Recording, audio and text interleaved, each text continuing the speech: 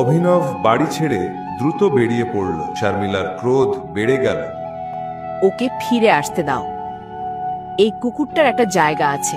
যদি আমি এই ভিখারি কুকুরটাকে ঘর থেকে না তুলে ফেলি, আমার নাম শর্মিলা নয়। অভিনব শর্মিলা তার শাশুড়িকে কিভাবে সামলাবেন? তিনি কি শাশুড়ির কাছ থেকে পালিয়ে গেলেন? এরপর কি হলো? অভিনব চেন্নাই শহরের সবচেয়ে বড় হোটেল সাফায়ারে এলো। হেই নিচু মানের, থামো। ঠিকানা বদলাতে এসেছো কি? কে তোমাকে ভুগতে দিল? বেরিয়ে যাও। অভিনবের পুরনো শার্ট, ছেঁড়া জুতা আর এই সবকিছুকে নিচু চোখে দেখলো সিকিউরিটি। আমি আকরম স্যারের সাথে দেখা করতে এসেছি, অনুগ্রহ করে আমাকে ঢুকতে দিন। তুমি আকরাম স্যারের সাথে দেখা করতে এসেছো? তুমি তো বাথরুম ধোয়ার যোগ্যও নও। তোমাকে দেখলেই বোঝা যায়। বেরিয়ে যাও, বেরিয়ে যাও।